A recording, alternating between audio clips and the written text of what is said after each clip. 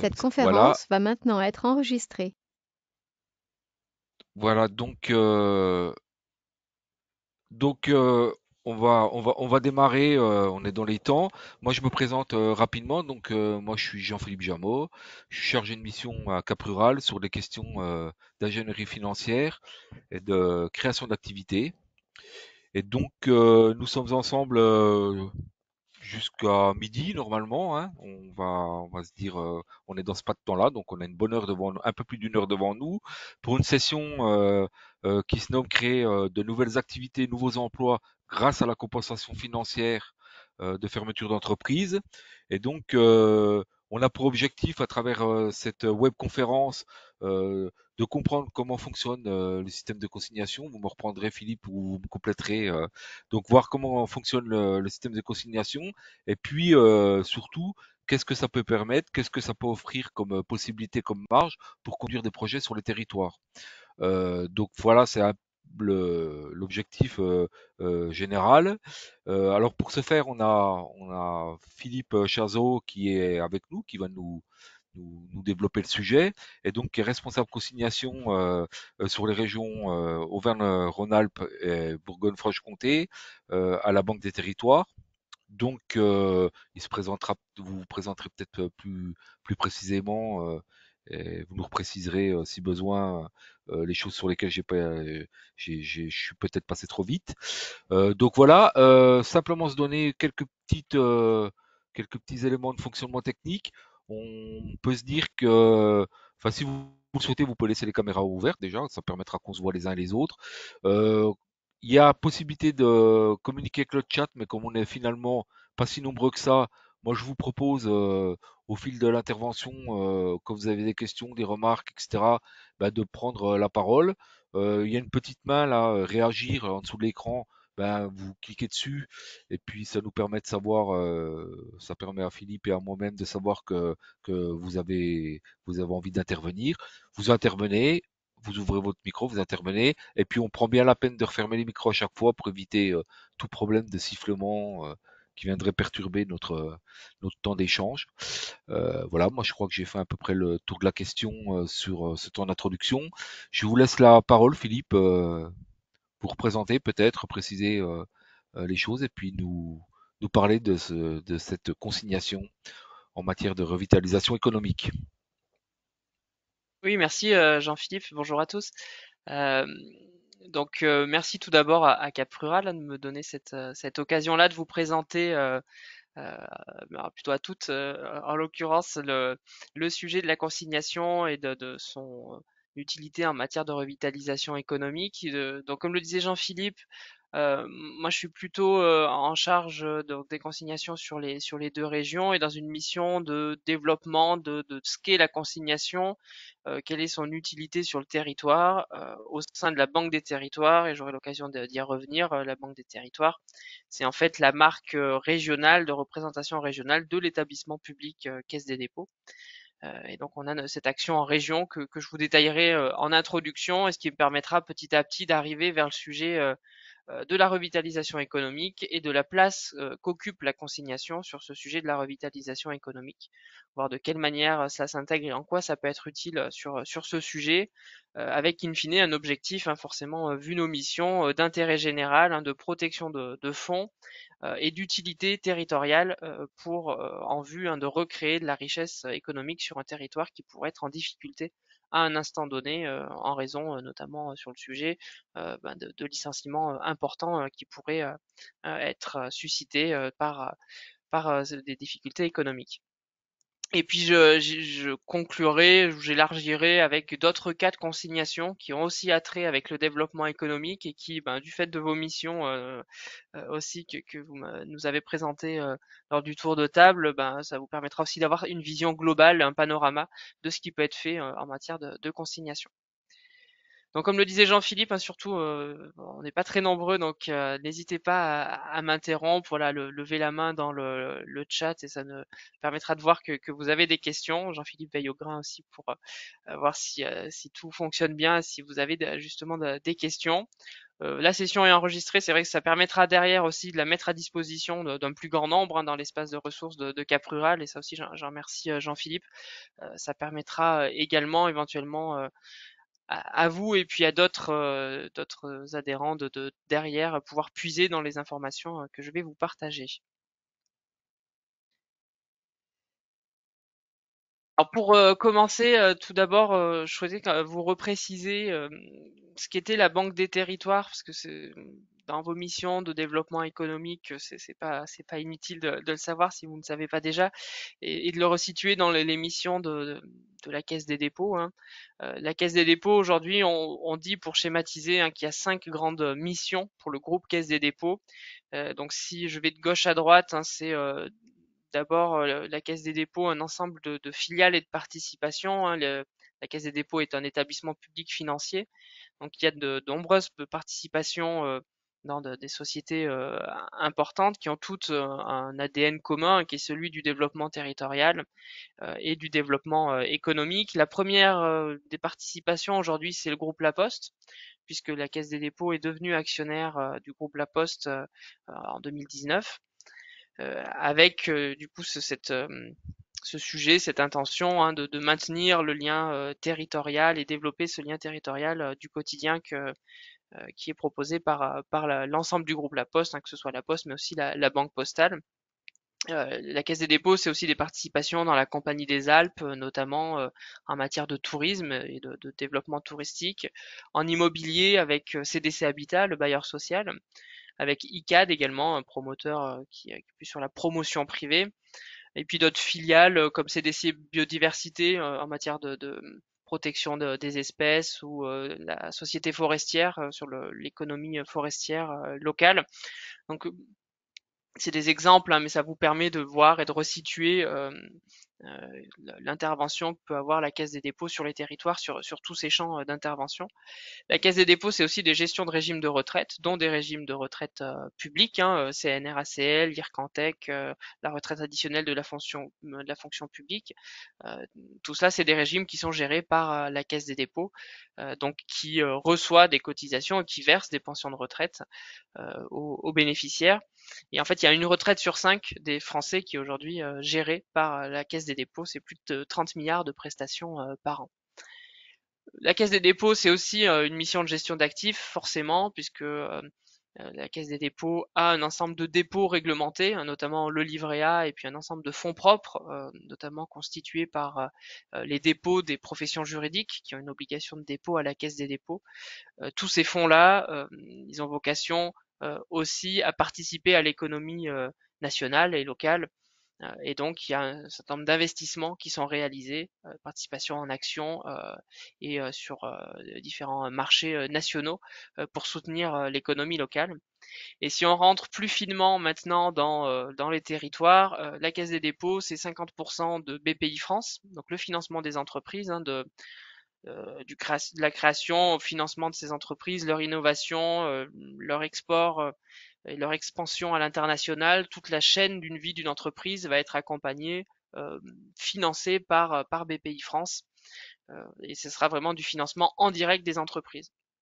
Et puis on en arrive à la Banque des territoires, qui est de laquelle je fais partie et qui est en fait, comme je le disais, la représentation régionale de la Caisse des dépôts. Donc moi je suis notamment basé à Lyon, mais on a aussi une antenne à Grenoble, à Clermont-Ferrand, qui sont des implantations locales qui nous permettent de rayonner sur l'ensemble de la région. Et on a euh, 3 principales missions. La première mission qui est celle de financer le logement social et les collectivités locales dans leurs grands projets, hein, sur la base du livret A, comme je le disais tout à l'heure, hein, qui nous sert en fait de ressources, l'épargne réglementée des Français, qui nous sert de ressources pour derrière prêter sur des durées très longues qui ne sont pas proposées par le marché. Hein. Ça peut être sur 20, 25, 30, 50, voire 80 ans.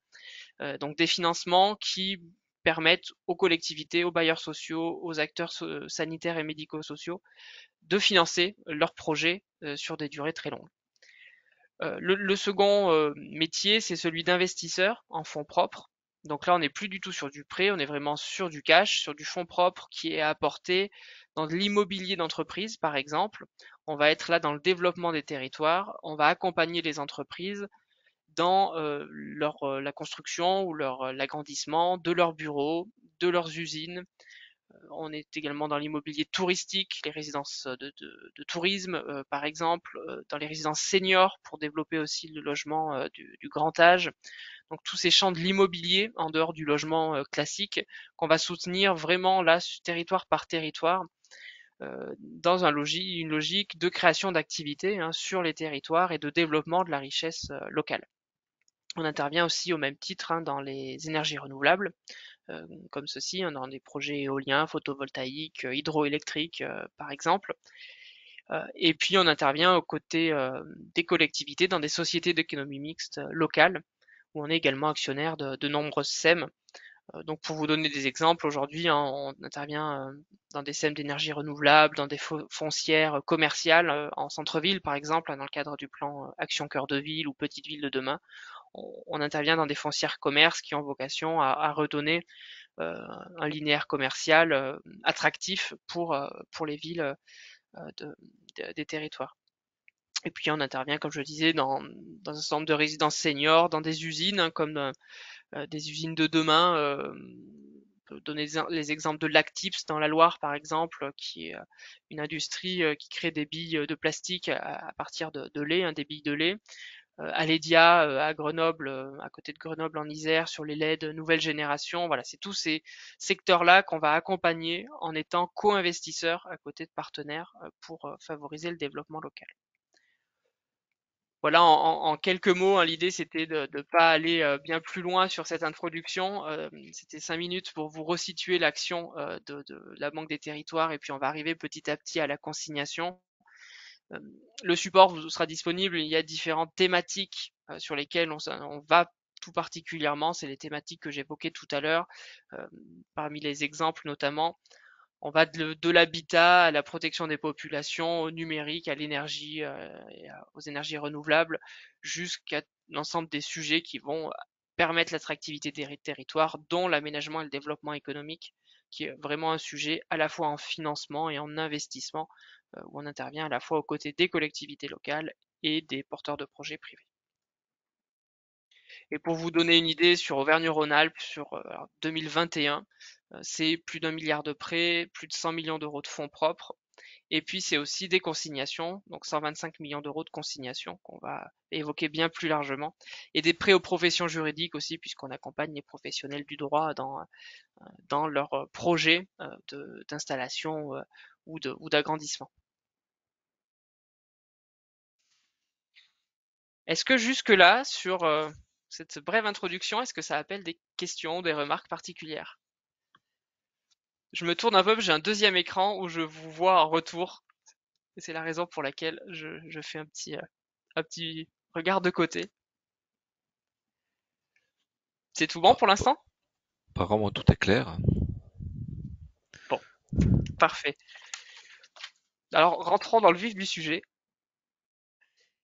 Donc, tout d'abord, je voulais repréciser, même si c'est pas mon sujet direct. Moi, je ne traite pas en direct de la question de la revitalisation économique, mais forcément, si on parle de consignation en matière de revitalisation économique, il faut quand même savoir de quoi on parle. Euh, donc là-dessus, c'est la DRETS, la Direction régionale de l'économie, de l'emploi et du travail et de la solidarité, et puis les DETS au niveau départemental ou DETS-PP aussi dans certains départements, qui sont à la manœuvre pour piloter aux côtés des collectivités locales et puis des entreprises concernées cette question de la revitalisation. Il y a une circulaire qui est très détaillée, si vous êtes concerné par le sujet, si votre territoire est concerné par le sujet, une circulaire qui date de 2012, qui est circulaire 2012-14, qui détaille l'ensemble de ces éléments.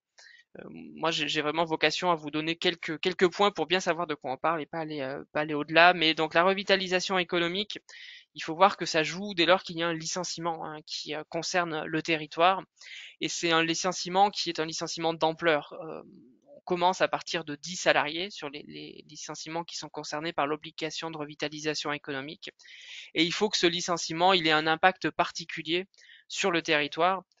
C'est-à-dire qu'il faut qu'il déséquilibre l'économie locale du fait de l'impact sur l'ensemble de l'écosystème, hein, que ce soit les sous-traitants, les PME locales, le commerce, toute l'activité économique du territoire qui va être impactée au niveau du bassin d'emploi par ces licenciements. Et en fait, ça ne concerne pas n'importe quelle entreprise, puisque c'est des entreprises qui font plus au moins 1000 salariés, mais c'est 1000 salariés dans un sens groupe, donc c'est-à-dire que l'implantation locale, elle n'a pas forcément à accueillir 1000 salariés, ça peut être une implantation de 20 ou 30 salariés, mais dès lors qu'elle fait partie d'un groupe de plus de 1000 salariés, alors elle va être concernée par cette obligation de revitalisation.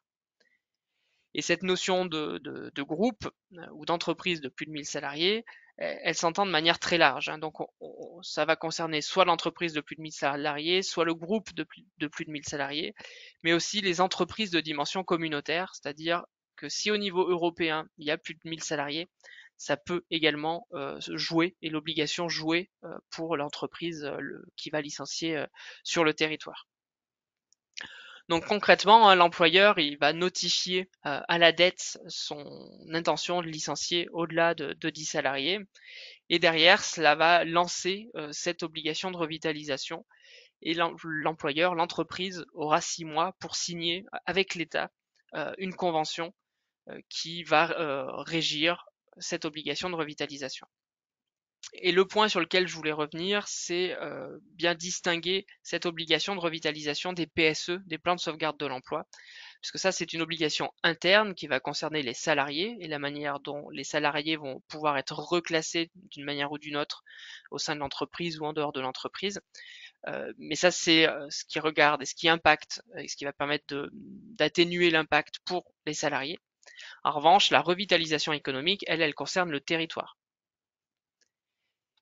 Et donc les entreprises qui ne seraient pas concernées par cette obligation, parce qu'elles feraient moins de 1000 salariés, peuvent volontairement contribuer à cette obligation de revitalisation. Et il y a un petit bémol au fait que les entreprises qui sont en grande difficulté économique, soit en redressement ou en liquidation, ne sont pas concernées de fait par cette obligation, puisque forcément elles sont déjà en situation de fragilité financière, et donc l'obligation est une obligation financière qui ne vient donc pas à jouer dans ces cas-là.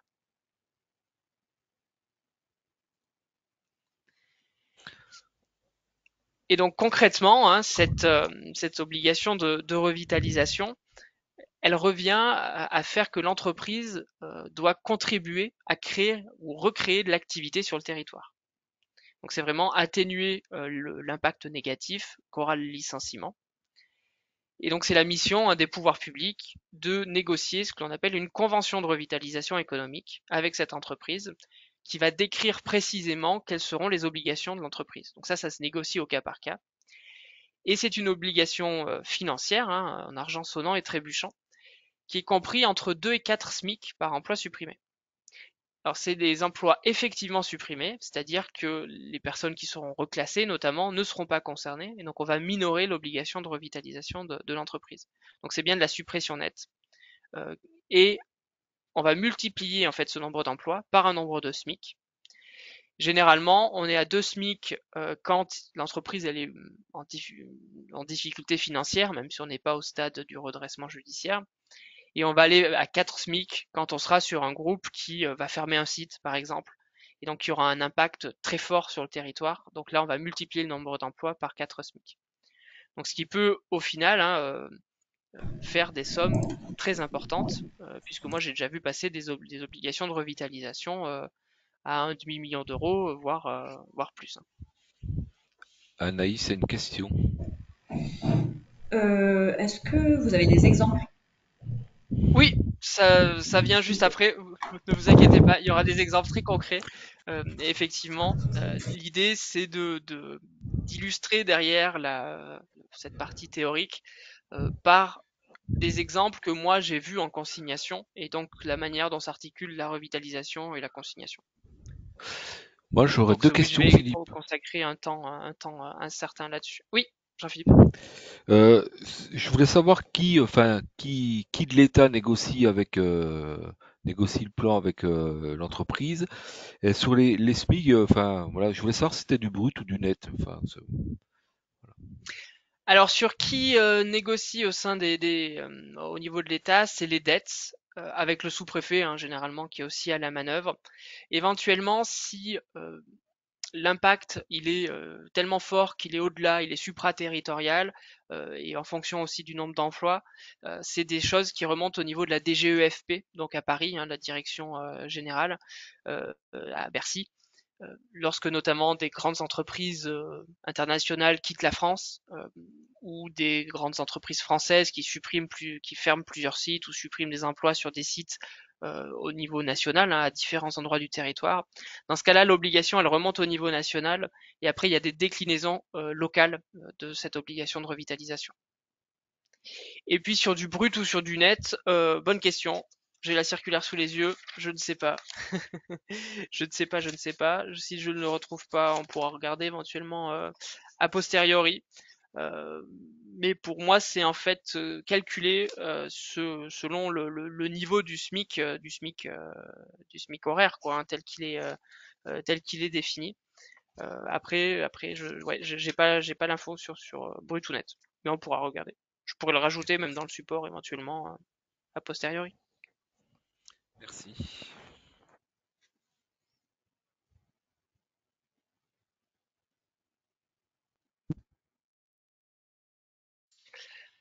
Donc sur les actions, concrètement, déjà pour rentrer dans l'illustration, même si j'irai plus loin avec des exemples très concrets locaux, l'entreprise, elle va financer des actions. Elle a deux choix, hein. Soit elle arrive déjà au préalable, et c'est le premier point que je vais aborder, hein, soit elle identifie les actions qu'elle souhaite financer, euh, définies notamment avec l'État, hein, mais donc elle va financer soit en fait la reprise de l'activité sur son site.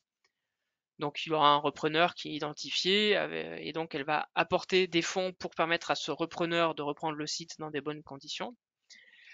Sinon, éventuellement, elle a la possibilité de financer des plateformes. L'écosystème local, généralement, il est assez dense, hein, et donc il y a des plateformes soit de reclassement, soit d'accompagnement, type réseau entreprendre par exemple, qui sont présentes sur le territoire, et donc elle va avoir la capacité à financer ces réseaux-là. Soit elle va aussi pouvoir financer des entreprises qui créent du CDI sur le territoire. Parce que l'idée, hein, in fine, c'est vraiment de recréer du CDI, les CDI qui ont été détruits, de les recréer d'une manière ou d'une autre au niveau local. Et donc, une entreprise industrielle, par exemple, qui licencie un certain nombre de personnes, derrière, elle va pouvoir financer la création de 3, 4, 5 CDI au sein d'une entreprise, une carrosserie industrielle, un garagiste, dans l'artisanat, dans les métiers de la restauration. Ce ne sera pas forcément exactement la même typologie d'emploi, mais là, comme je disais tout à l'heure, on est bien dans une distinction par rapport au plan de sauvegarde de l'emploi. On est sur la recréation de richesses sur le territoire.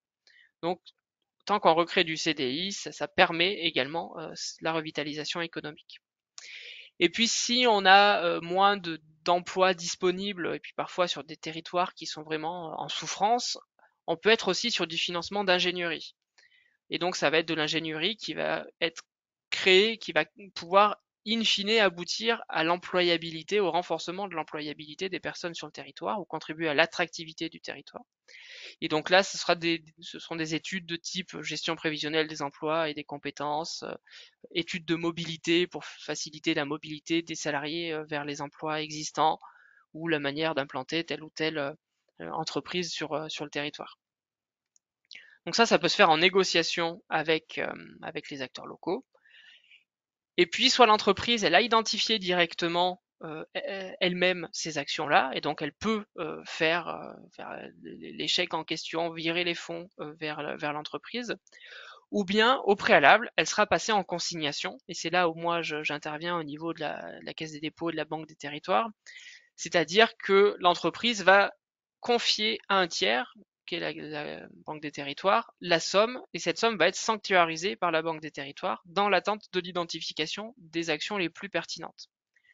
Donc c'est un intermédiaire, tiers de confiance, hein, que nous sommes en tant qu'établissement public, qui intervient pour faciliter la gestion locale de cette obligation de revitalisation.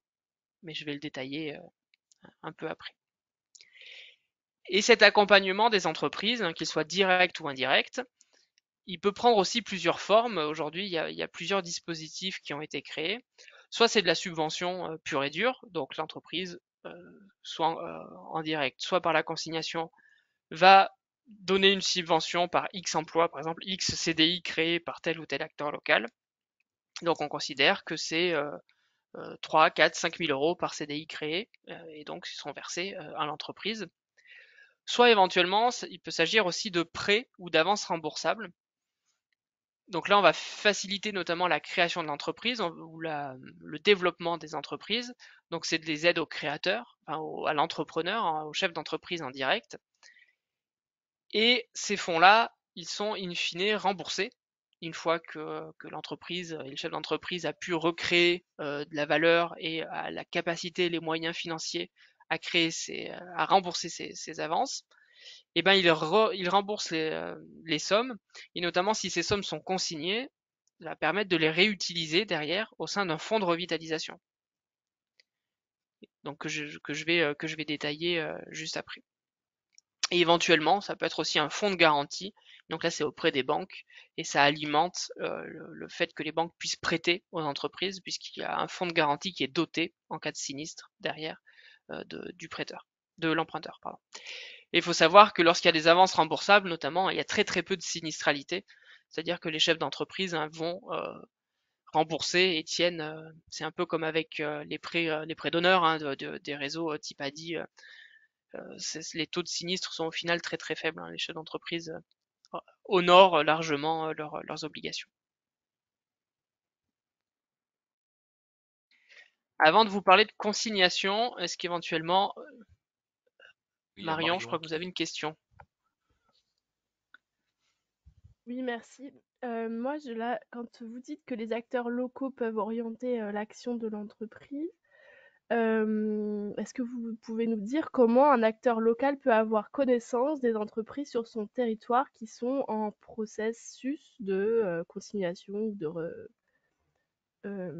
revitalisation? Alors généralement, donc quand il y a une convention de revitalisation qui est signée, elle est signée entre l'État et l'entreprise pour une durée de 36 mois. Mais à côté de cette convention, il y a une comitologie qui se forme. Il y a des comités de pilotage de revitalisation qui sont prévus. Et ces comités de pilotage, ils associent tout l'écosystème économique local. Donc ils associent à la fois les élus et puis tous les acteurs du développement économique. Donc généralement, les acteurs, les associations par exemple de développement économique qui sont présentes et tous les acteurs économiques locaux, type Pôle emploi aussi et autres, sont présents dans ces comités de pilotage et donc vont avoir connaissance de la manière dont la revitalisation est menée et donc vont pouvoir proposer des actions qu'ils auraient eux-mêmes identifiées.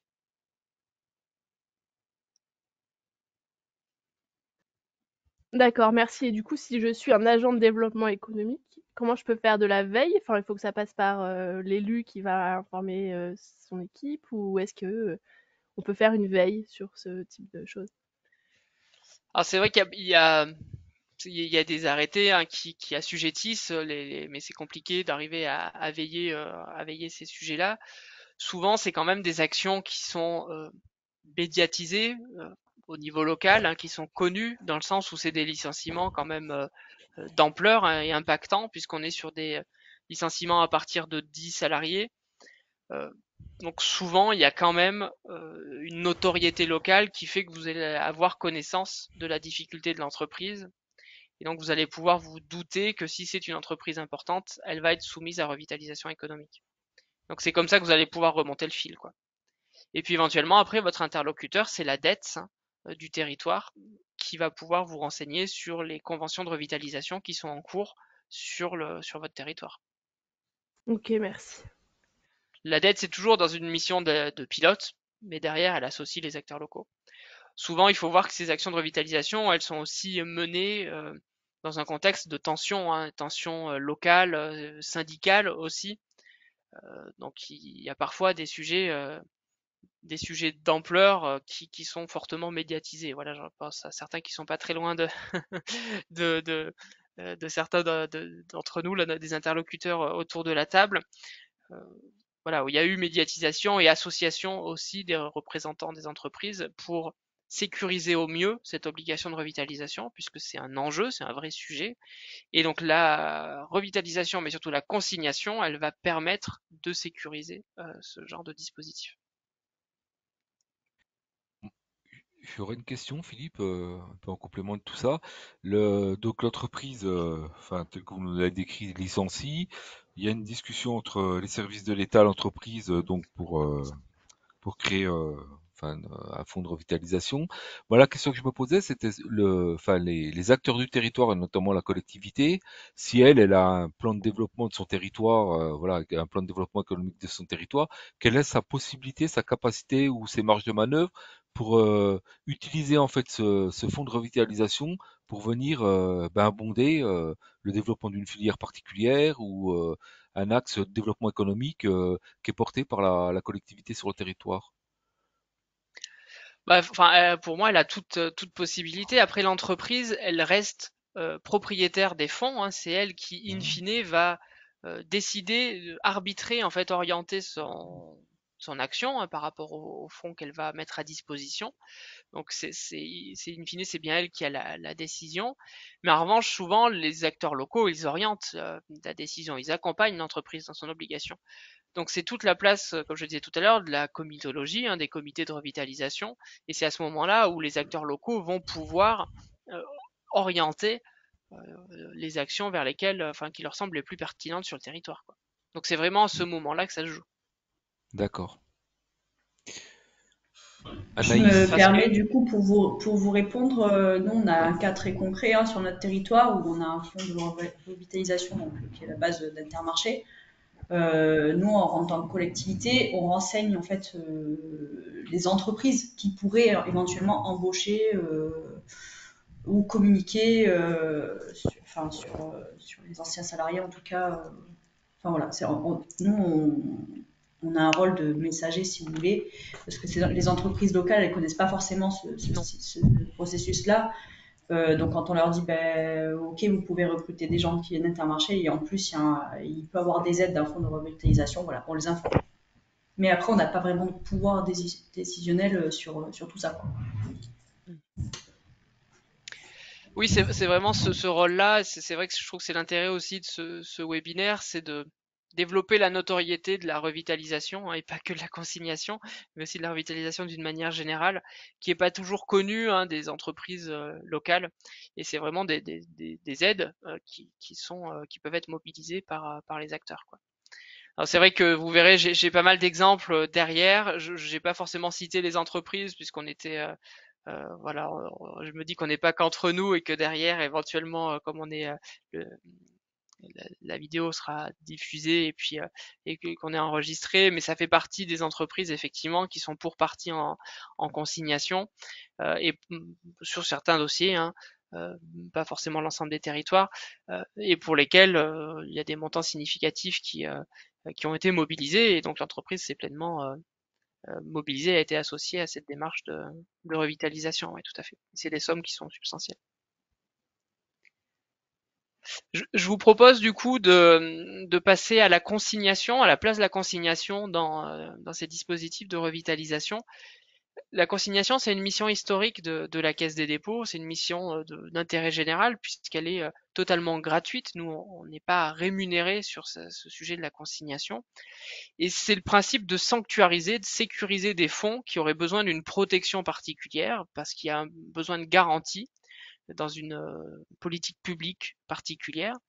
Et donc on va sécuriser ces sommes sur une durée qui va être au maximum de 30 ans, de manière totalement gratuite et en rémunérant les fonds qui sont déposés, puisqu'on considère qu'ils sont immobilisés, et donc ça mérite une contrepartie par rapport à cette immobilisation-là. Et donc une fois que ces sommes-là seront consignées, elles ont vocation à être restituées, donc déconsignées, au profit de bénéficiaires qui seront déterminés en fonction de conditions données selon le cas de consignation. Et donc là, on va voir en matière de revitalisation comment ça se passe. Donc c'est une mission, hein, qui est prévue par le Code monétaire et financier, qui est un monopole de la Caisse des dépôts. Il n'y a que des consignations qu'à la Caisse des dépôts et qu'à la Banque des territoires, hein, qui est, comme je le disais, l'émanation régionale. Et il n'y a que la Caisse des dépôts qui peut enregistrer, consigner des sommes. Je vous ai mis un petit mode opératoire très rapide sur la manière dont ça se passe, c'est-à-dire que lorsque l'on veut consigner, on fait une déclaration de consignation, on transmet, donc en matière de revitalisation, son arrêté qui nous assujettit à revitalisation et la convention de revitalisation que l'on a signée quand on est une entreprise. On fait un virement sur le compte de consignation, on transfère tout ça donc à la Banque des Territoires qui instruit la demande. C'est très rapide, souvent c'est une dizaine de jours ouvrés au grand maximum. Et donc on donne un récépissé de consignation qui est la preuve de la consignation. Et donc la somme est consignée, sanctuarisée à la Caisse des dépôts. Et ça marche de la même manière en déconsignation, c'est-à-dire que il va y avoir généralement un procès verbal du comité de pilotage de revitalisation qui va valider les actions qui sont bénéficiaires des fonds de revitalisation. Par exemple, telle entreprise crée 4 emplois à telle adresse au niveau local. Donc j'autorise la déconsignation de 10 000 euros pour créer 4 CDI sur ce territoire auprès de tels bénéficiaires. Et donc ça, c'est souvent les dettes qui sont à la manœuvre aussi pour être notre interlocuteur, qui vont nous donner ces procès-verbaux et les RIB des bénéficiaires pour que sous 10 jours, là aussi, on verse les fonds aux bénéficiaires. Et donc concrètement, la place de la consignation dans ce dispositif, c'est un rôle de sanctuarisation. C'est-à-dire que l'entreprise, elle va verser tout ou partie des fonds en consignation à la Banque des Territoires. Ça peut être un enjeu, notamment lorsque les entreprises sont peu enclines à s'acquitter de leurs obligations, ou bien éventuellement s'il s'agit de grands groupes internationaux, qu'il s'agit du dernier site français du groupe international, et dont on peut avoir des difficultés sur la bonne réalisation de l'obligation de revitalisation. Ça peut être tout simplement aussi une logique de transfert à la Caisse des dépôts des fonds qui sont concernés pour que l'entreprise elle s'acquitte de son obligation et elle se libère de la gestion administrative, puisque nous on va opérer les encaissements et les décaissements de fonds derrière en direct. C'est aussi le savoir-faire de la maison, c'est d'assurer des mouvements financiers très importants. Et donc, on va, même s'il n'y a pas de difficulté particulière, de sensibilité particulière avec l'entreprise, c'est pas réservé aux dossiers compliqués, la consignation, on va faciliter en fait le pilotage de l'obligation de revitalisation, puisque le compte de consignation, ça va être une sorte de pot commun qui va permettre à l'ensemble des acteurs locaux, à tout l'écosystème local, de se mettre autour de la table et de flécher les fonds auprès des bonnes actions, et surtout de manière prolongée, puisque la convention elle dure 36 mois, et donc ça laisse le temps de bien identifier les bonnes actions et d'éviter un saupoudrage qui au final ne serait pas suffisamment utile en termes de recréation de richesses et de CDI sur les territoires. Donc c'est vraiment une aide à l'animation aussi de la politique de revitalisation et de la politique économique et de développement économique d'un territoire. Donc ça c'est vraiment un accompagnement de l'entreprise, entreprise qui reste quand même, in fine, même si les fonds sont consignés, le dernier décisionnaire. Ça, il y a un vrai, c'est un point important en fait, c'est que l'entreprise, il faut qu'elle garde la main pour qu'il n'y ait pas de risque de requalification des fonds qui sont donnés en fonds publics. Donc c'est pas de la subvention, même si c'est une aide, ça reste une aide d'une entreprise vers une autre entreprise. Donc ça n'a pas la qualité de fonds publics et ça peut se cumuler du coup avec les fonds publics et avec les obligations ou les seuils de minimis et autres règles relatives aux aides d'État. Ça c'est aussi un point qui est pas neutre. Je vérifie sur le côté s'il n'y a pas de questions. N'hésitez pas, vous m'interrompez. Et donc cette consignation, en fait, elle peut prendre des formes très diverses parce qu'on a des fonds de revitalisation qui sont parfois exclusivement des fonds consignés à l'opération. Donc on a telle entreprise X qui licencie 30 personnes sur le territoire, elle va consigner des fonds à la Caisse des dépôts. Donc ça va être un fonds très local, micro, et qui va permettre de financer des actions locales. Après, derrière, on peut avoir des fonds départementaux, qui eux, pour le coup, sont des fonds départementaux mutualisés, des fonds de revitalisation économique. Là, on est sur une logique sur du long terme, en fait, sur le pilotage des obligations de revitalisation et sur l'aide à l'économie locale de manière beaucoup plus longue, puisqu'on va avoir un fonds départemental qui va bénéficier des intérêts de consignation, qui va aussi, si c'est des avances remboursables, du coup, bénéficier des remboursements des avances remboursables qui auront été attribuées à un moment donné. Hein. Donc le fonds, il va s'auto-alimenter, il va être vertueux, hein, ça va être un cercle fermé qui va permettre derrière de reprêter, de reproposer des avances remboursables à des nouveaux chefs d'entreprise qui vont eux-mêmes rembourser, etc., etc., pendant des années et des années de cette manière-là. Et on peut aller même parfois sur des fonds qui vont au-delà de l'échelle départementale. Donc après, il y a quand même la question que les fonds rapportent bien au territoire qui a été impacté par l'obligation de revitalisation. Donc il y a toujours un lien avec le territoire concerné. C'est aussi ce qui est important. Et comme je le disais, ce fonds, ça peut prendre des formes très diverses, de la subvention jusqu'au prêt en fait à taux zéro ou à l'avance. Et donc toutes ces formes-là peuvent être gérées, notamment en consignation. Concrètement, hein, quand il y a une consignation, souvent il y a aussi un intermédiaire, c'est-à-dire qu'il y a un animateur de la convention de revitalisation, et ça peut être les CCI par exemple, ça peut être le réseau Entreprendre, l'ADI, qui va en fait assurer le suivi derrière au quotidien, qui va bien s'assurer que, enfin déjà identifier des bénéficiaires et s'assurer que les bénéficiaires ils s'acquittent effectivement de leurs obligations, parce que c'est bien beau de dire je vais créer 4 CDI, mais il faut être certain derrière que l'entreprise en question, elle crée 4 CDI. Hein. Je dis 4, ça peut être 10, hein, ou 40 ou 50. Hein. C'est fonction des projets. Mais en tout cas, il y a un pilote derrière qui va assurer l'animation.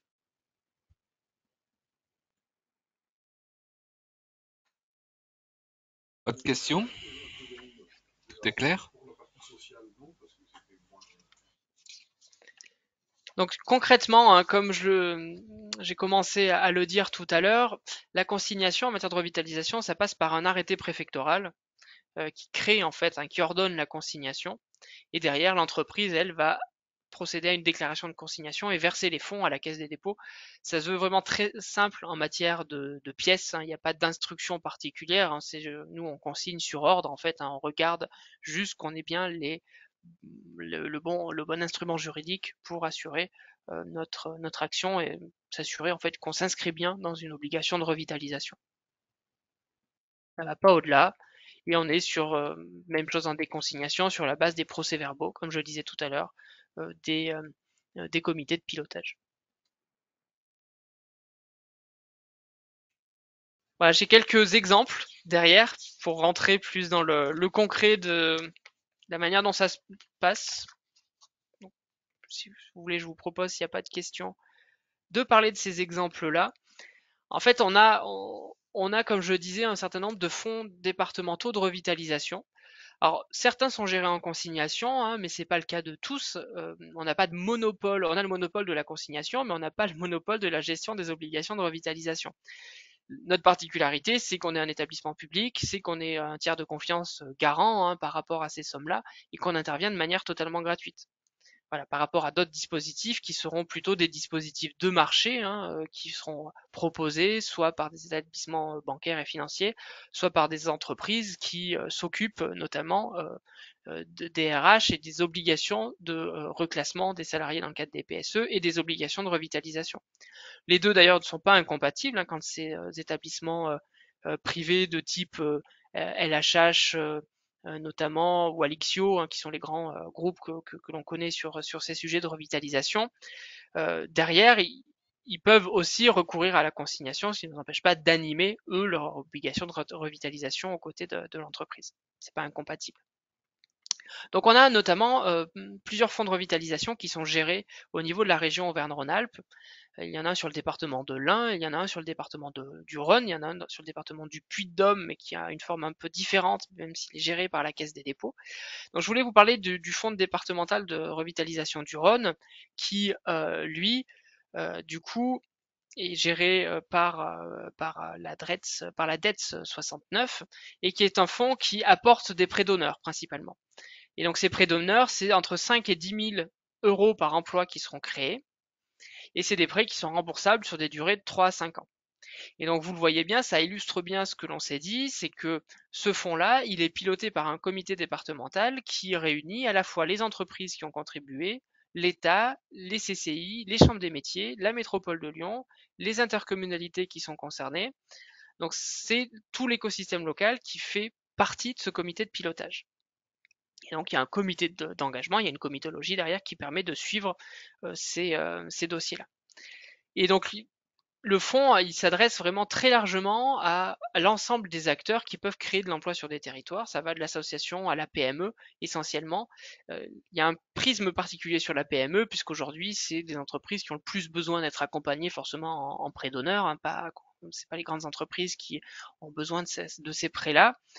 Et donc des entreprises qui vont créer au moins 4 emplois et qui préexistent, qui sont déjà solides, qui sont rentables, qui dégagent un chiffre d'affaires en tout cas, et qui peuvent à terme être profitables pour le territoire et qui vont avoir une vraie valeur ajoutée dans l'écosystème et dans l'économie locale. Donc ces fonds de revitalisation départementaux, il y en a plusieurs, il y a une dynamique par rapport à la création et à la sollicitation de ces fonds départementaux. C'est des fonds très importants qui sont gérés sur ces fonds. C'est des mannes financières qui sont importantes, d'autant plus que les fonds reviennent. Donc le fonds, il ne fait que croître financièrement parlant. Ensuite, je voulais vous parler de cas unitaires, pour le coup, pour lesquels il n'y a pas de fonds départementaux qui existent, mais qui peuvent donc vous concerner directement quand vous êtes concerné sur votre territoire par une entreprise qui va être soumise à revitalisation du fait des licenciements qu'elle génère. Donc j'ai l'exemple sur la région d'une société pharmaceutique qui du coup connaît un contexte aujourd'hui qui est très concurrentiel, sur lequel il y a des brevets notamment qui sont perdus, passé une certaine durée. Donc plus d'exclusivité, c'est tout de suite moins de manne financière et d'entrée de chiffre d'affaires qui est créé par rapport à ces produits-là. La R&D aujourd'hui coûte très cher et ces entreprises, elles font face à des suppressions d'emplois qui sont assez importantes sur le territoire. Concrètement, là, c'est plus de 100 emplois qui ont été supprimés. Et donc, il y a une partie de l'obligation de revitalisation qui a été consignée. Pourquoi une partie? Parce que l'entreprise avait identifié en direct des actions sur l'autre partie. Donc, on a consigné le reste de l'obligation restante. Et à date, cette consignation, qui n'est pas terminée, on est dans une logique de temps long sur ces sujets. Donc, on a déjà recréé par la revitalisation et par la consignation 33 emplois. Ces 33 emplois, ils prennent la forme c'est une nature en fait très diverse au final. Il y a 5 000 € qui ont été versés par emploi créé, mais c'est à la fois pour accompagner un pôle de compétitivité en matière agricole, donc rien à voir avec la pharmaceutique, mais comme je le disais, l'idée c'est de créer du CDI sur le territoire et une attractivité économique pour le territoire. Également, ce que l'on a accompagné, c'est l'accompagnement de France Active par rapport aux garanties bancaires qu'ils proposent. Pour apporter une garantie bancaire, derrière, il faut des fonds adossés, et donc forcément, ça implique de financer ces actions-là. Et également les plateformes d'initiative locales qui ont toute leur place dans ces sujets-là, et qui vont pouvoir, derrière, elles, apporter leur financement et financer des actions sur le territoire. Donc c'est à la fois du financement direct, du financement indirect, mais qui va permettre de maintenir la dynamique économique du territoire. Et donc il y a un comité, là, comme je le disais, le comité de revitalisation, et c'est sur la base du PV de ce comité qu'on déconsigne les fonds. Autre cas qui est un cas plus massif, si je puis dire, en termes de fonds, en termes d'obligations de revitalisation. Là pour le coup, on est sur l'autre région que j'ai en responsabilité, qui est la région Bourgogne-Franche-Comté. Une société industrielle de production qui était plus que centenaire et qui était implantée sur un bassin industriel qui a toujours été prospère du fait de son industrie. C'était un tissu économique très dense, très riche, mais qui souffre aujourd'hui notamment par la délocalisation, en raison de la délocalisation d'un certain nombre d'industries. Et cette usine française, qui a été créée avant 1900, a été fermée par le nouvel actionnaire international de ce groupe, qui a décidé de fermer 2 implantations, en fait les 2 dernières implantations françaises, et de transférer la production. Donc pour le coup, c'est 138 emplois qui ont été supprimés. Donc un vrai enjeu pour un vrai impact local. Et donc là, l'obligation de revitalisation, elle était impérieuse pour maintenir un tissu économique sur ce territoire. Et le site en fait a été racheté au final par une PME française qui du coup a souhaité relocaliser elle sa production et recréer une filière locale puisqu'on était sur un des derniers producteurs français en la matière. Et donc on a recréé du coup là l'entreprise a décidé de réimplanter sur le même site une production. Et donc elle a réembauché 54 des 138 salariés qui étaient concernés. Forcément, ça réimplique de racheter des machines, de repartir de zéro pour réimplanter cette filière. Et donc, c'est une manne financière très importante qui a été attribuée sur cette somme consignée. Et cette somme, elle a été accompagnée de subventions également de l'État et de la région. Et c'est aujourd'hui un site qui repart malgré quelques aléas, notamment liés au coût de l'énergie, qui a retardé la relance de l'usine. Et à côté de cette activité historique, le territoire, il a aussi fléché une partie de l'obligation de revitalisation vers l'extension d'une usine en matière d'hydrogène, donc des réservoirs de stockage d'hydrogène. Donc là, c'est 60 emplois qui vont être créés à terme. Donc on voit bien qu'on va recréer là aussi des emplois très importants et qu'on est sur une filière d'avenir, sur des nouvelles filières. Donc on est à la fois sur le maintien du tissu et du savoir-faire historique du bassin industriel, mais aussi sur le fait d'aller vers aussi de nouvelles technologies, de nouveaux savoir-faire pour permettre au territoire d'avoir une autre forme d'attractivité complémentaire avec la recréation d'emplois d'un autre type. Voilà, je regardais si j'avais un autre exemple, mais c'est pas le cas. Mais voilà, ça vous permet d'illustrer concrètement derrière ce qu'il y a derrière à la fois la revitalisation et la consignation.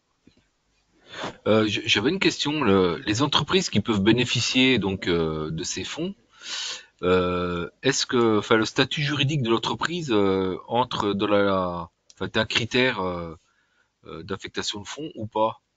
Enfin, je pensais par exemple à, c'est l'exemple que vous preniez qui m'y fait penser à une activité qui s'arrête, qui peut être reprise par un collectif, y compris en ski par exemple, avec l'application Mhm. d'une collectivité, etc. Est-ce que, enfin, cette forme-là peut aussi bénéficier, voilà, est-ce que ça peut être Non, aussi une moyenne? non, c'est pas du tout un sujet. Ce qui va être regardé, donc ça c'est vraiment les comités de pilotage qui sont souverains, mais ce qui va être regardé, c'est le sérieux du projet et sa capacité à créer de l'emploi sur le territoire, tout simplement. Et le fonds de D'accord. revitalisation du département du Rhône, par exemple, il est bien ouvert aux associations même. Donc s'il est ouvert aux associations et aux PME, il est ouvert aux SIC aussi. On a d'ailleurs des SIC qui bénéficient, parce que j'en ai une en tête sur le fonds départemental du Rhône, qui par ailleurs bénéficient de l'action de la Banque des Territoires en tant que co-investisseur. Donc ce que je vous expliquais en introduction sur notre rapport de fonds propres, bah, ça permet aussi de cumuler à la fois ces obligations de revitalisation et nos interventions, nous, que l'on fait sur les territoires. Et là, en l'occurrence, c'est bien une SIC qui bénéficie de tout ça. D'accord. Je Donc c'est prenais tout à fait possible. D'accord, je prenais la SIC comme un exemple, mais effectivement, Oui, oui, c'était la mais question du voilà. statut et de la dynamique, enfin, du lien avec les dynamiques locales qu'il pourrait y avoir. D'accord, merci, c'est clair pour moi. Enfin, vous avez des questions sur les exemples, sur la consignation ou la revitalisation de façon plus générale, ou peut-être des témoignages aussi, comme on a eu tout à l'heure avec Anaïs. Non, c'est clair? Bon, si c'est clair. On est pas mal niveau timing. Ouais, je vois. Il nous reste un quart d'heure, mais c'est très bien. On a un peu de temps. Si on a fait le tour sur la partie revitalisation, moi je voulais vous parler aussi de tout ce qui avait attrait au développement économique local, bien plus largement. Les sujets ne sont pas incompatibles les uns avec les autres, mais vous illustrer, c'est une forme d'ouverture, euh, les cas dans lesquels la consignation elle peut intervenir, donc toujours selon les mêmes modalités de gratuité et de pérennité aussi de ce qu'apporte la consignation. On a d'autres cas qui peuvent vous intéresser, vous qui travaillez sur ces sujets de développement économique, De la même manière qu'il y a revitalisation économique, il y a aussi compensation agricole qui vient à jouer notamment sur les projets qui sont portés par des maîtres d'ouvrage, qu'ils soient publics ou privés, mais qui vont artificialiser des terres agricoles, souvent à partir de 1 hectare artificialisé. Donc vous avez un porteur de projet qui veut s'implanter sur un territoire, sur votre territoire, et il va être, s'il est au-delà d'1 hectare, du coup assujetti à cette obligation de compensation agricole. Et donc comme sur la revitalisation, c'est l'idée de compenser l'impact négatif qu'a le projet sur l'économie agricole locale. Donc on est bien sur l'écosystème là aussi. Donc on n'est pas sur de la compensation à l'agriculteur. L'agriculteur, il y a aussi d'autres formes de compensation, des indemnités diverses et variées qui existent. Là, on est bien sur la fragilisation de l'écosystème, de l'économie agricole locale. Donc pareil, il y a un arrêté préfectoral qui va ordonner la compensation agricole. C'est après étude d'impact, hein, ça bien évidemment. Et même chose, il y a un comité de pilotage qui est souvent suivi là pour le coup par les DDT et par les CDPNAF, qui sont les comités qui vont gérer les questions d'artificialisation et qui mettent autour de la table les chambres d'agriculture et les collectivités locales. Donc les EPCI là aussi sont bien associés. Cette obligation elle est prévue par le code rural et là encore, même logique, soit le maître d'ouvrage, public ou privé, là encore, cette fois-ci, j'insiste, c'est un peu la particularité, soit il a identifié des projets de compensation et donc il va pouvoir verser directement son obligation, soit, là aussi, il va pouvoir consigner à la Banque des Territoires son obligation de compensation agricole. Et cette compensation, elle va pouvoir se faire obligation par obligation, tel projet artificialise, on ouvre un dossier de consignation, ou bien on a un fonds mutualisé qui existe, donc un fonds départemental, généralement c'est à l'échelle départementale, un fonds départemental de compensation agricole, qui va coaliser l'ensemble des obligations de compensation agricole et piloter ces sujets-là. Et donc là aussi, on a des fonds départementaux qui ont été créés, c'est le cas sur l'Ain aussi, c'est le cas aujourd'hui, c'est au niveau départemental, c'est le seul, mais en revanche, j'ai beaucoup de sollicitations de DDT, on a beaucoup de projets de fonds départementaux sur la plupart, je dirais, quasiment des départements de la région Auvergne-Rhône-Alpes. Donc on est toujours dans cette balance entre assurer le pilotage et le suivi des obligations et sanctuariser des sommes sur lesquelles on veut être bien sûr que celui qui est obligé va s'acquitter de son obligation.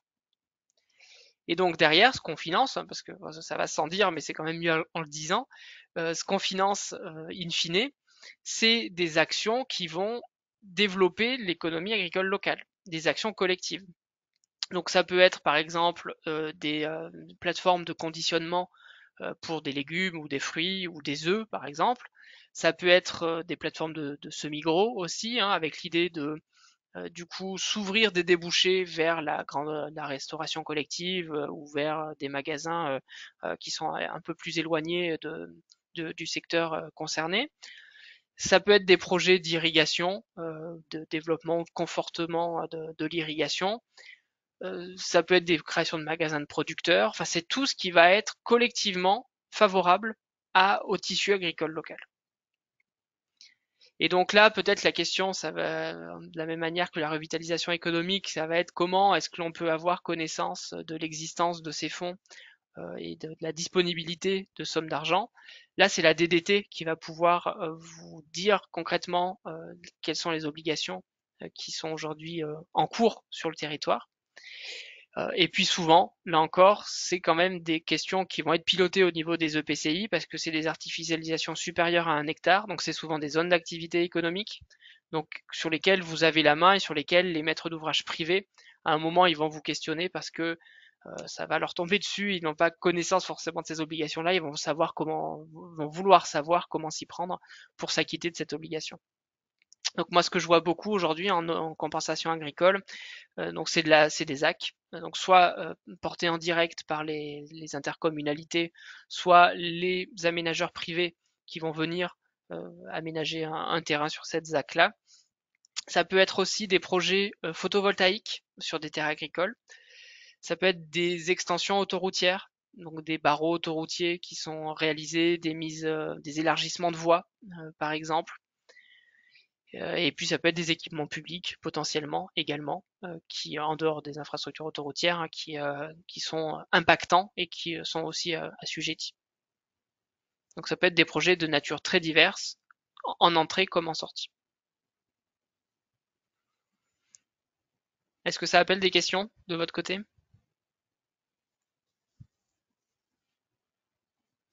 Ça a l'air clair. C'est clair? Bon. C'est le même sujet, hein, c'est la même logique que la revitalisation économique, sauf que c'est en matière agricole. Lorsque vous êtes notamment chargé de mission, chargé de développement éco, voilà, dans le développement économique territorial, les sujets aussi qui viennent vers vous, c'est des sujets de zone d'activité et de la manière dont vous allez pouvoir construire et conduire vos projets de ZAC. La consignation, elle a aussi cette vocation de sécuriser les projets d'aménagement.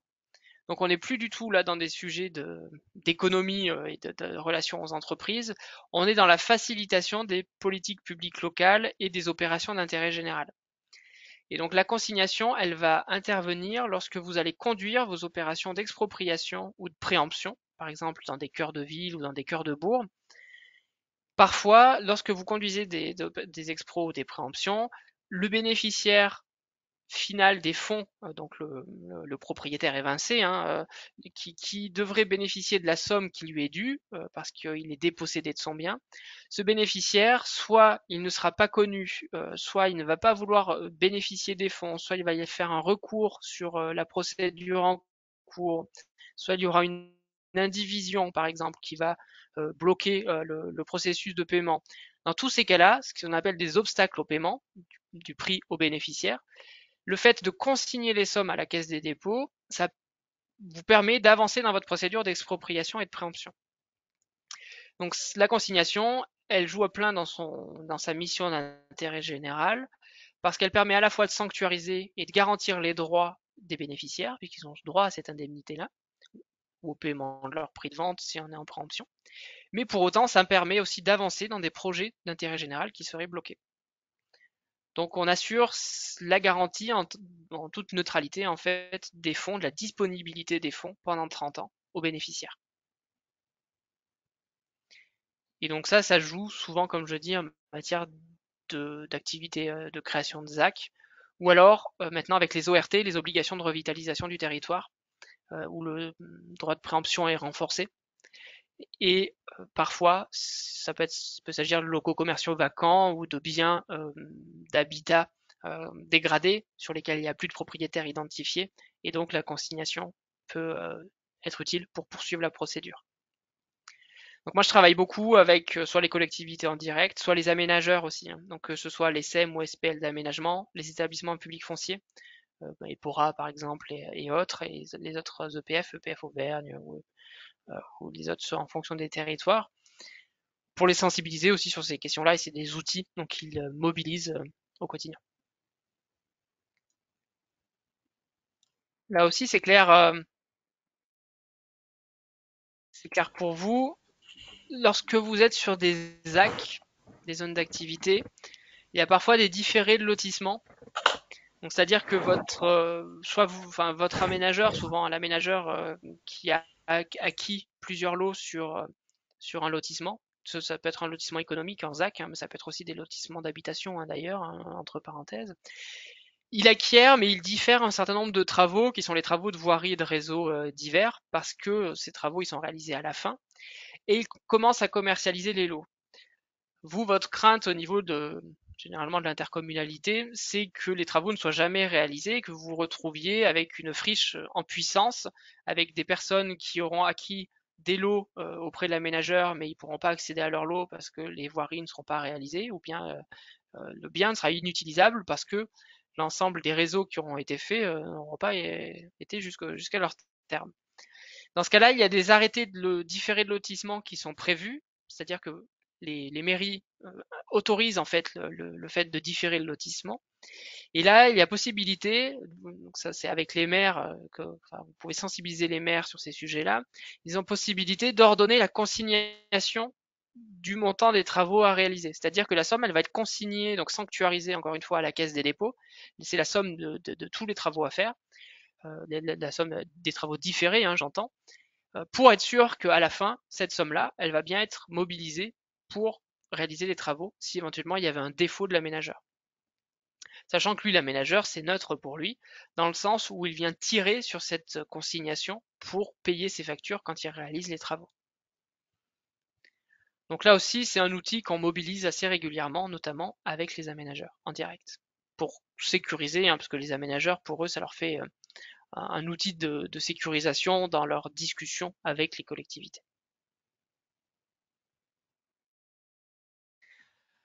On passe sur des champs très très variés, je vous en donne juste un regard très rapide, hein. Sachez aussi que la consignation, elle est mobilisable sur des friches, et notamment sur des friches qui sont des installations classées.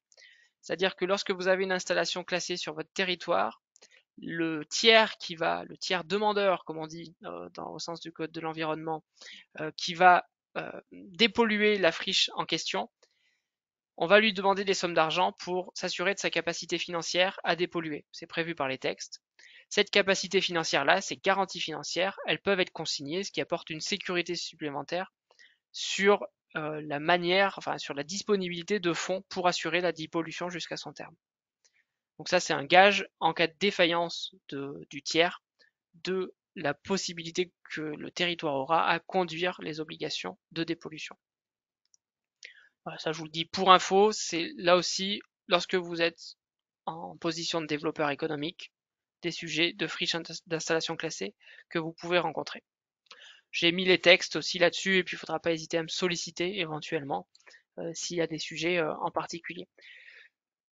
D'une manière générale, lorsqu'il y a une friche, en fait, il y a des possibilités de pouvoir de police et donc d'ordonner des consignations au titre de sanctions. C'est à la main des DDT et des DREAL et des sous-préfets, mais bien évidemment, les élus locaux, ils sont en lien récurrent avec les sous-préfets et donc ils ont la possibilité d'alerter le sous-préfet sur les outils qui sont parfois méconnus, il faut bien le dire, par l'État, de possibilités en fait d'ordonner le fait de mettre fin à une pollution. Donc si vous êtes sur une situation soit de friche quelle qu'elle soit, friche commerciale, friche industrielle, ou bien une atteinte à l'environnement d'une manière générale, donc une casse automobile qui va par exemple avoir des écoulements dans les effluents, enfin des effluents qui vont s'écouler dans les milieux naturels par exemple, ou un industriel de la même manière qui aurait ce même écueil, ou bien une nuisance sonore, olfactive, c'est vraiment des nuisances de toute nature, hein. Dans tous ces cas-là, en fait, ce qui se passe, c'est que si cet exploitant il n'exécute pas ses obligations, une fois qu'il a été mis en demeure, il y a un moment, le fait de taper au portefeuille, hein, pour le dire trivialement, va inciter l'exploitant à réaliser les travaux qui doivent être faits, qui lui incombent. Donc la consignation fait que l'exploitant il décaisse les sommes, elles sont sécurisées en consignation, et derrière, s'il ne fait toujours rien, l'État va pouvoir se substituer au maître d'ouvrage défaillant et donc réaliser lui-même, pour le compte du tiers, les travaux à réaliser avec les sommes qui auront été consignées. Ce qui fait qu'in fine, on met fin aux dommages. Et donc ça peut être utile lorsque vous avez des difficultés qui traînent, notamment sur plusieurs années, avec des porteurs de projets ou des maîtres d'ouvrage, plutôt en l'occurrence, qui sont défaillants dans leurs obligations.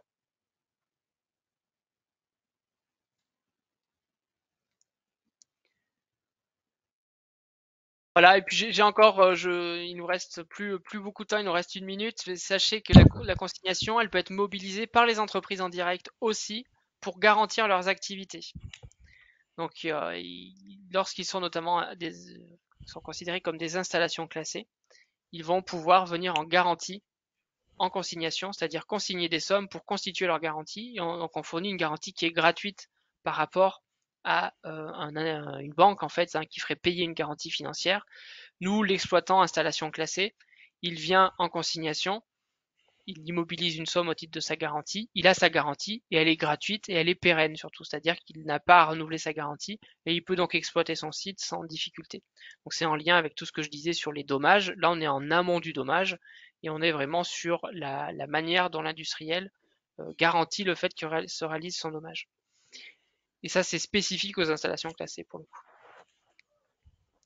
Et puis, voilà, il me reste juste un dernier point à vous dire, c'est qu'éventuellement, lorsque vous êtes, vous en tant que collectivité, titulaire d'un foncier sur lequel vous déléguez, enfin vous signez une convention d'occupation du domaine public, une autorisation d'occupation temporaire, un bail amphithéotique, par exemple, et que vous souhaitez vous assurer de la remise en état du site. Bah, là aussi, vous pouvez demander une garantie financière et que cette garantie financière, elle prenne la forme d'une consignation. Éventuellement, si votre co-contractant est défaillant à un moment donné, la somme qui est consignée, elle vous permettra d'assurer la remise en état du site. Même chose en délégation de service public. Lorsque vous concluez une DSP et qu'en face, votre délégataire il devient défaillant et ne peut plus exécuter sa délégation de service public, ça vous permet d'assurer la continuité de l'exploitation de la DSP. J'ai notamment des cas en matière de maintien des services de portage de repas à domicile ou des services de soins à domicile. Forcément, là-dessus, il ne faut pas qu'il y ait de rupture dans le service public qui est proposé. Donc, il y a une somme qui est consignée pour au moins, pendant une période donnée, assurer la continuité du service public. Donc ça, c'est des cas qui sécurisent en fait les contrats publics. Je vous ai donné un panorama global, c'est des pistes là pour le coup, la thématique globale c'était la revitalisation économique, mais je vous ai donné des pistes de la manière dont vous pouviez mobiliser en tout cas la consignation, vous dans votre quotidien et dans le développement économique territorial. Surtout, ce qu'il ne faut pas hésiter, c'est me solliciter. Moi, je suis là pour vous accompagner en amont sur toutes ces démarches-là, sur comment on fait, comment concrètement ça se passe quand j'ai un des sujets là que je vous ai présenté.